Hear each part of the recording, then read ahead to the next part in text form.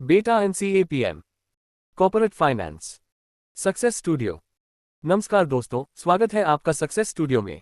आज के इस लेक्चर में हम समझेंगे दो बहुत महत्वपूर्ण कॉन्सेप्ट्स, बेटा और CAPM यानी कैपिटल एसेट प्राइसिंग मॉडल। ये दोनों टॉपिक्स रिस्क और रिटर्न को समझने की नींव है। पार्ट 1, अंडरस्टैंडिंग बेटा। सबसे पहले बात करते हैं बेटा की। बेटा एक मेजर ऑफ रिस्क है जो बताता है कि किसी स्टॉक का रिटर्न मार्केट के रिटर्न के मुकाबले कितना बदलता है। सरल शब्दों में बेटा ये बताता है कि आपका स्टॉक मार्केट के मूवमेंट्स के प्रति कितना सेंसिटिव है।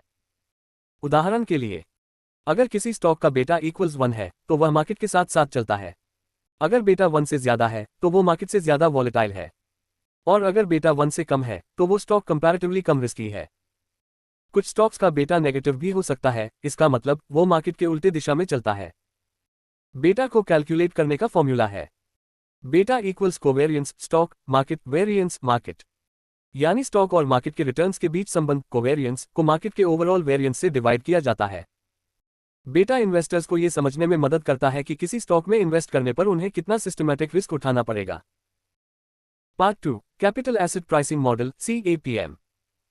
अब बात करते हैं CAPM यानी कैपिटल एसेट प्राइसिंग मॉडल की। CAPM एक ऐसा मॉडल है जो ये बताता है कि किसी इन्वेस्टमेंट से एक्सपेक्टेड रिटर्न कितना होना चाहिए उस इन्वेस्टमेंट के रिस्क लेवल के आधार पर। इसका बेसिक फॉर्मूला है expected return equals risk free rate plus beta times market return risk free rate. इसमें 3 मुख्य टर्म्स होते हैं। 1, रिस्क फ्री रेट, वो रिटर्न जो बिना किसी रिस्क के मिलता है, जैसे गवर्नमेंट बॉन्ड्स या ट्रेजरी बिल्स।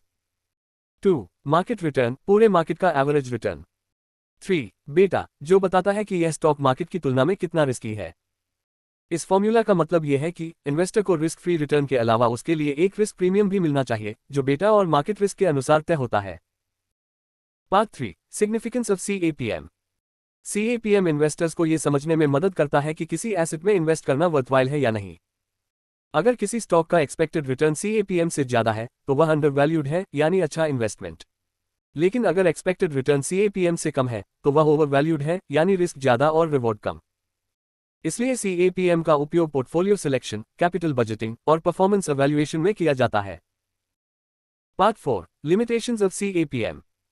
CAPM बहुत यूजफुल मॉडल है, लेकिन इसकी कुछ लिमिटेशंस भी हैं। पहली, यह अस्यूम करता है कि सभी इन्वेस्टर्स रैशनल हैं।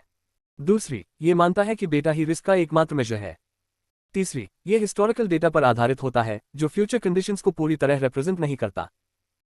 फिर भी CAPM को मॉडर्न फाइनेंस में एक फाउंडेशन मॉडल के रूप में माना जाता है क्योंकि ये रिस्क और रिटर्न के संबंध को साइंटिफिक तरीके से समझाता है। Part 5, quick recap. चलिए जल्दी से रिकैप करते हैं। बेटा बताता है कि स्टॉक का रिस्क मार्केट के मुकाबले कितना है। CAPM बताता है कि किसी स्टॉक का एक्सपेक्टेड रिटर्न उसके बेटा और मार्केट रिस्क के आधार पर कितना होना चाहिए।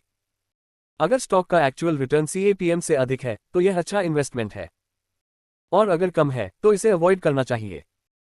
कंक्लूजन। तो दोस्तों, आज हमने जाना बेटा क्या है, CAPM कैसे काम करता है, और ये दोनों कॉन्सेप्ट्स इन्वेस्टर्स को कैसे डिसीजन लेने में मदद करते हैं। अगर आपको ये लेक्चर पसंद आया हो तो लाइक करें, शेयर करें और सब्सक्राइब करें ताकि सक्सेस स्टूडियो की हर नई MBA लेक्चर वीडियो आपको सबसे पहले मिले। Learn, grow, lead, success studio.